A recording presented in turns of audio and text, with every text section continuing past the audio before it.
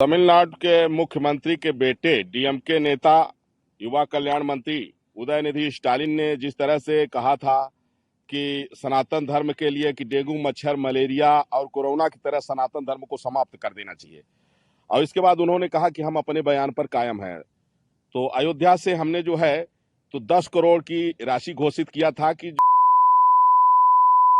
10 करोड़ रुपए पुरस्कार दूंगा। इसके बाद जो है उन्होंने कहा कोई फर्क नहीं पड़ता, तो हमने कहा कि अगर जरूरत पड़ी तो मैं इसको और इनाम बढ़ाऊंगा और फिर हमने घोषणा किया कि मैं 18 सितंबर को मैं स्वयं जाऊंगा, उनसे मुलाकात करूंगा। ये बयान आते ही वहां हाहाकार मच गया। जो व्यक्ति 120 करोड़ जो है भारतीयों की हत्या करने का बयान दे रहा था, जो व्यक्ति सनातन धर्म को समाप्त करने की बात कर रहा था, वो इतना डर गया क्योंकि बाप उसका मुख्यमंत्री और बेटा समाज कल्याण मंत्री। वहां केस तो उसके ऊपर बनता है। अगर वो इस तरह का बयान न दिया होता तो फिर उसके पहले तो हम लोगों की कोई प्रतिक्रिया नहीं थी, लेकिन जब उसने सनातन धर्म को समाप्त करने की बात कहा तो सनातन धर्म तो तब समाप्त होगा ना जब सनातन धर्म को मानने वाले समाप्त हो, उसको मारा जाए। तो सनातन धर्म को मानने वाले 80% भारत में हैं, लगभग 120 करोड़ हैं। 120 करोड़ लोगों की हत्या करने का बयान समाज कल्याण मंत्री उदयनिधि स्टालिन ने दिया। उसके विरोध में मैंने कहा, और मैं 18 सितंबर को तमिलनाडु चेन्नई पहुंच रहा हूं। उदयनिधि स्टालिन उसने जो हमारे ऊपर जो है राष्ट्रद्रोह का मुकदमा पंजीकृत कराया। अब राष्ट्रद्रोह का मुकदमा, चूंकि उसका बाप मुख्यमंत्री है, वो खुद मंत्री है, अब पुलिस उसकी है। मुझे पता लगा है कि तमिलनाडु के डीजीपी रात भर रोए हैं बैठ करके।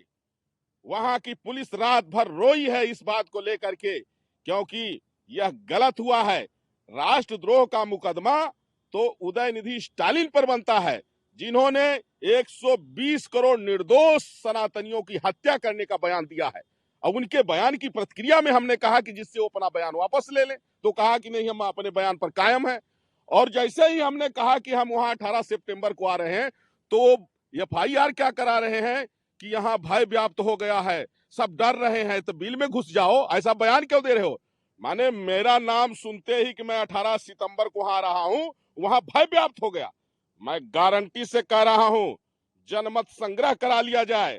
वहां उदयनिधि स्टालिन के बाप से ज्यादा समर्थक हमारे हैं वहां तमिलनाडु में, और तमिलनाडु में पूरे देश में। इसलिए जिस तरह से उन्होंने बयान दिया है, उनके ऊपर राष्ट्रद्रोह का मुकदमा पंजीकृत होना चाहिए। ये तो उल्टा है, कहते उल्टा चोर कोतवाल को डांटे। वह 120 करोड़ लोगों की हत्या कराने की बात कर रहा है, सनातन धर्म की तुलना डेंगू मच्छर मलेरिया और कोरोना रोग से कर रहा है। सनातन धर्म को समाप्त करने की बात पहले वो कर रहा है, और अगर प्रतिक्रिया में हमने कह दिया तो हमारे ऊपर राष्ट्रद्रोह का मुकदमा पंजीकृत हो रहा है।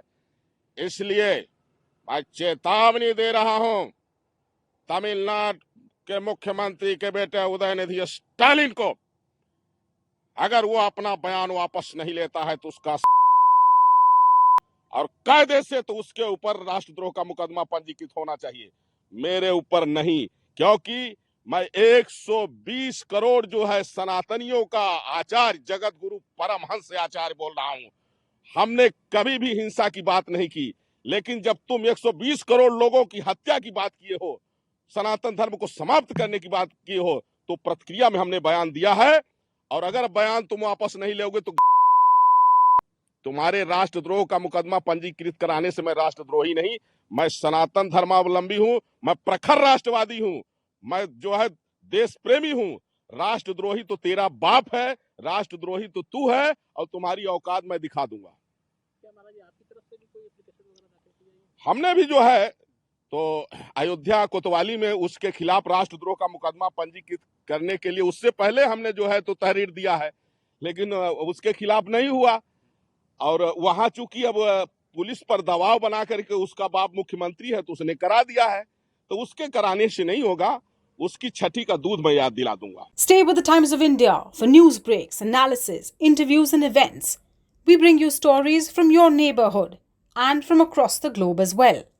subscribe to our YouTube channel, hit the like button and press the bell icon so you don't miss any of our videos.